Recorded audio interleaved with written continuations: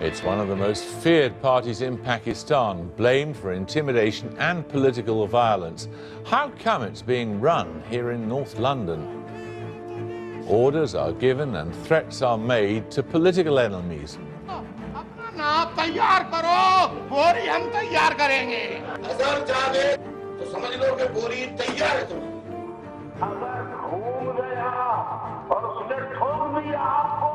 Can the party's spokesman explain it all away? Bad news for ducks. There's a crackdown on MPs' expenses, but don't worry too much. Officialdom's tonight decreed that MPs deserve a big pay rise. The BBC's glittering new headquarters have no sick bay. Pity. I think the overwhelming focus was to get numbers out of the door as quickly as possible to say, you know, it's a licence fee, there's money. It's not your money, it's our money. Also tonight, what were trade unions, Grandma?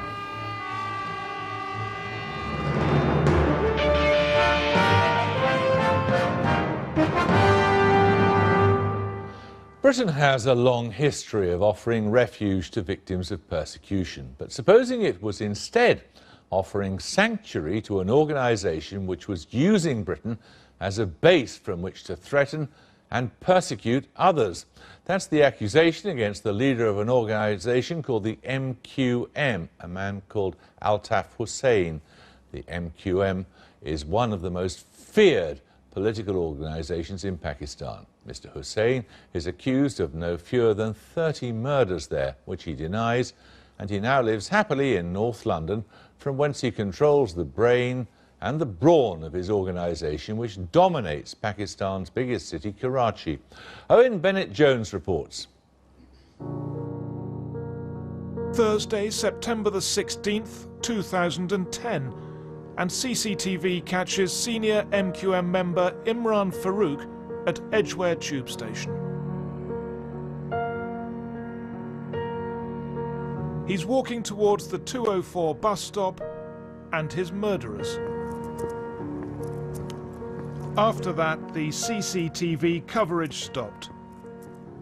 But the police believe he walked for another 10 minutes and then was stabbed to death outside his home. The police found a knife and a brick used to kill him, but there was very little else to go on. The first major breakthrough came over a year later. The Pakistan authorities arrested two men, I believe in Karachi, during the year, and that was on the grounds of this murder. We are liaising with the Pakistan authorities to see how we pursue this investigation. It is very much a live investigation. So far, the Pakistanis haven't handed anyone over, but the police here have launched a massive investigation into the murder of Imran Farooq, and they just arrested someone a couple of weeks ago at Heathrow. He's been bailed until September. They also raided this house, and it belongs to Altaf Hussain, the leader of the MQM. Around here, I wouldn't be surprised if many people didn't even know who he was. But back in Pakistan, he's one of the most famous politicians in the country. He's developed the practice of addressing thousands of his supporters in Karachi over the phone. They gather and listen to his voice. And after the raid on his home, he lashed out at the UK authorities.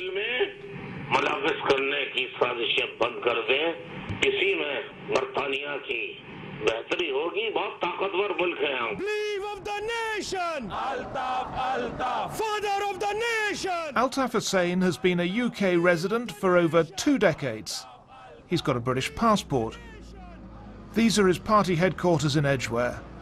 It may be a long way from Pakistan, but from here he exerts total control over his party. He denies any involvement in the murder of Imran Farooq. And to make the point, he very publicly mourned his former colleague's death.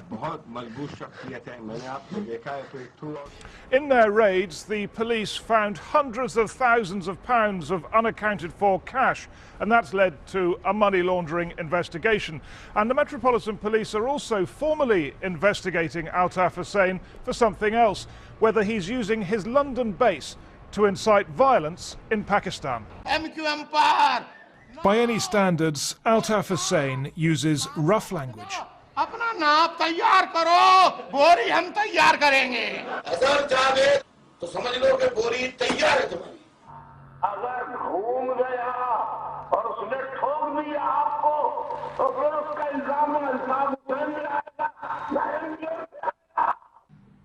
वो तुम्हारे बाप का पेट फाड़कर। The police are now assessing whether those speeches and others like them breach the law. So what does the British law say?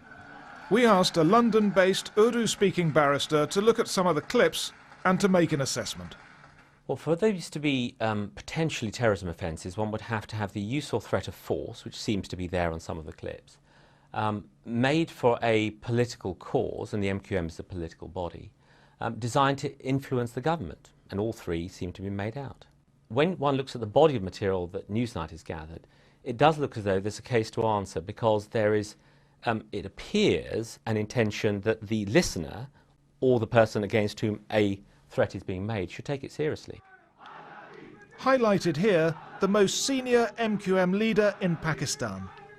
He's listening to Altaf Hussain speaking about tearing open abdomens, and yet he insists his leader doesn't use violent language. I categorically would deny and refute that Mr. Hussain would have ever had said what you are saying to anybody. This is just simply impossible. Well, let's take the Supreme Court. They interpreted something he said as a threat, and they demanded an apology, and that's the Supreme Court of Pakistan.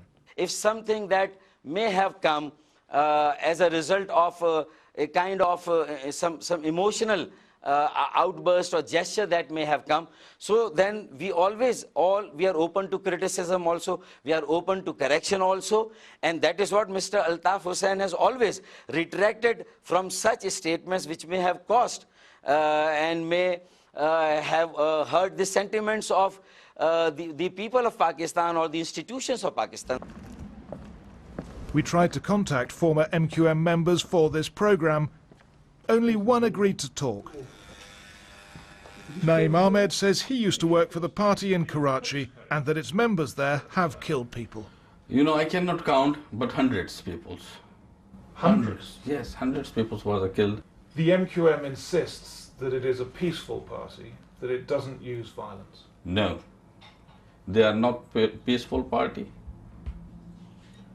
They are militants group, and they are like a bunch of mafias.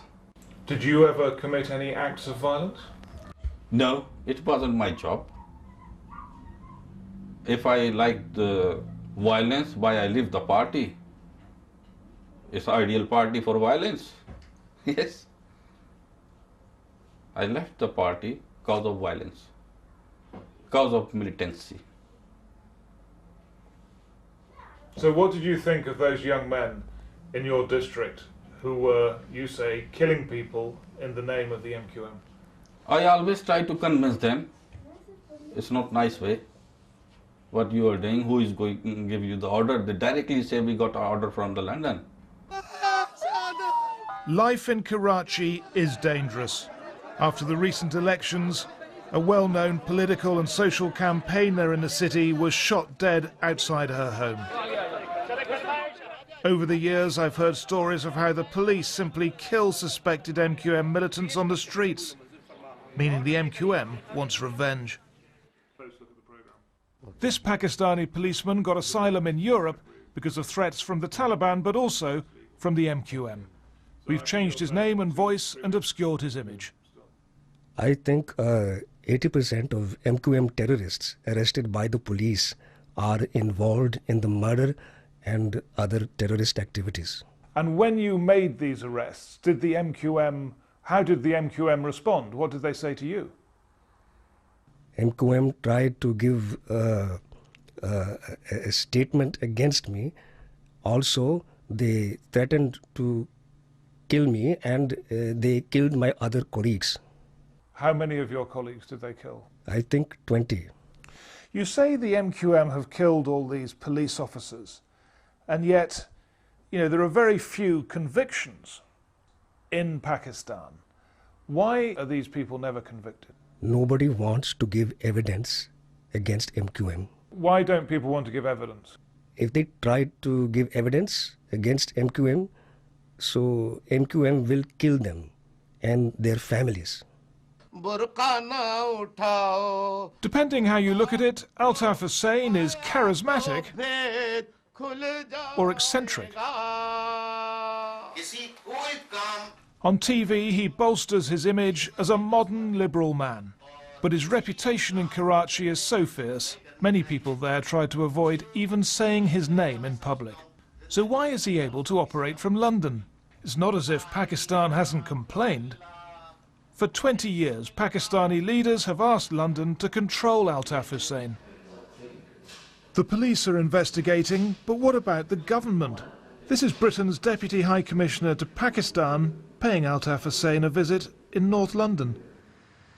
And the MQM says that whenever it needs British visas, the Home Office issues them almost without exception. So why does Britain keep its doors open to the MQM in this way? One member of the House of Lords who's been openly critical of the MQM told us that he won't go to Karachi because he fears if he did so he could be killed.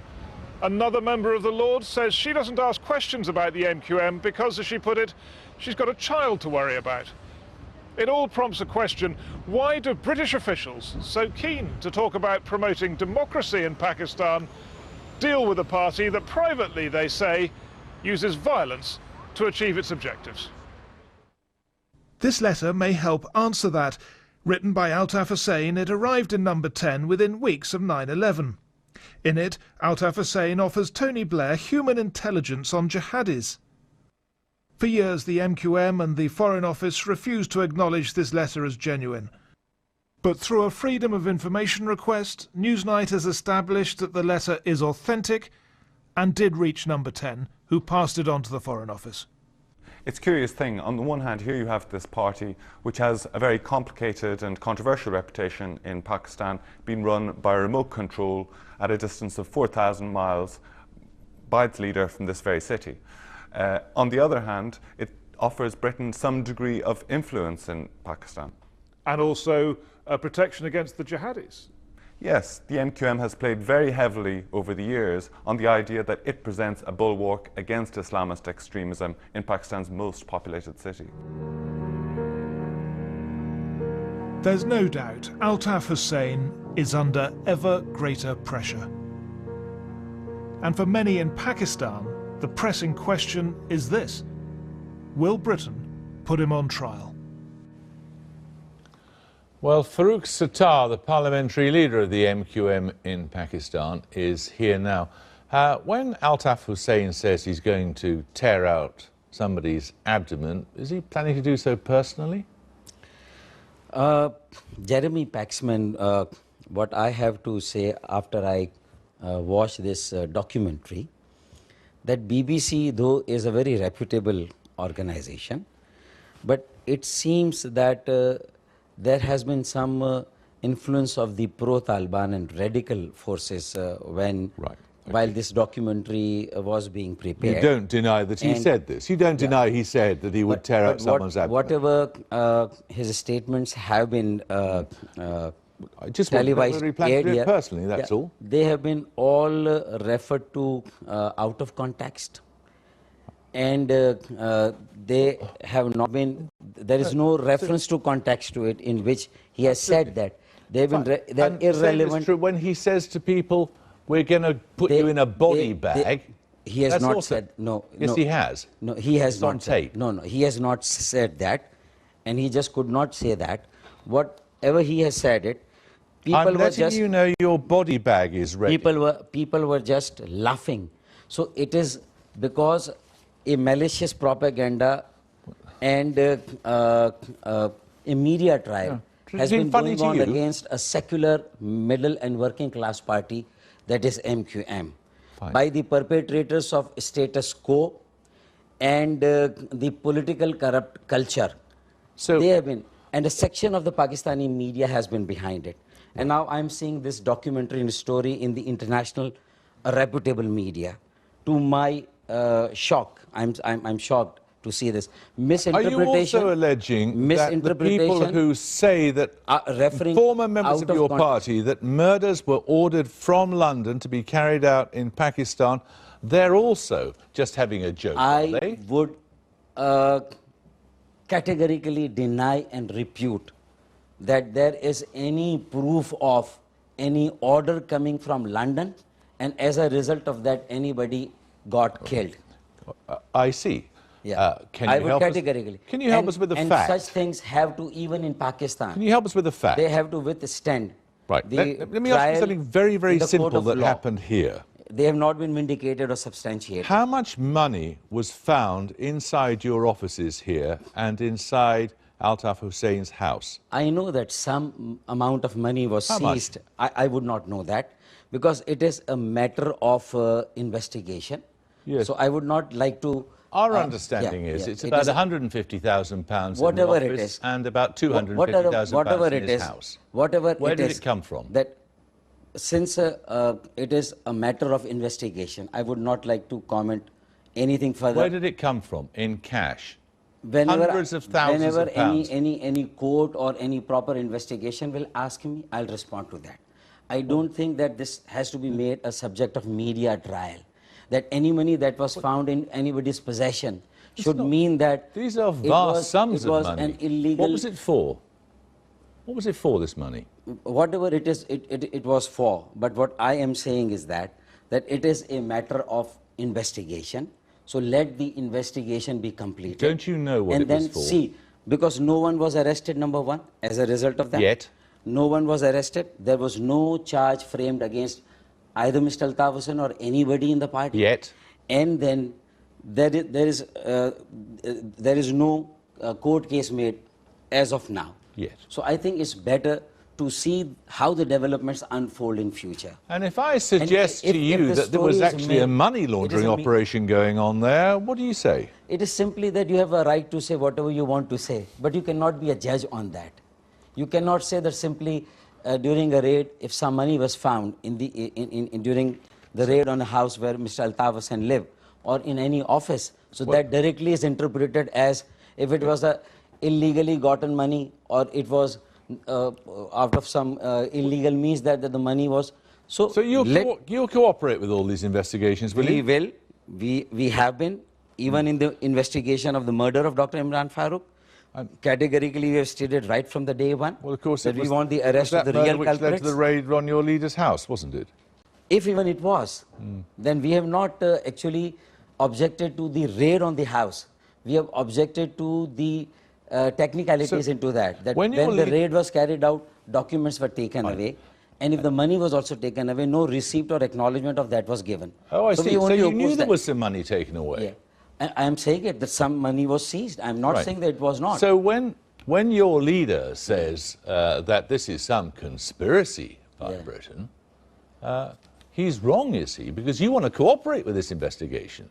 Yeah, but as soon as we see that the investigation is not being restricted into the investigation of the murder of Dr. Imran Farooq, but it is now going into it is investigating the procedures of the party and the operational things of the party, which we see has no direct connection with Dr. Imran Farooq's murder, as far as we perceive. So we say it in response that we have a right to say that when all legal formalities are not being observed properly, that is our right.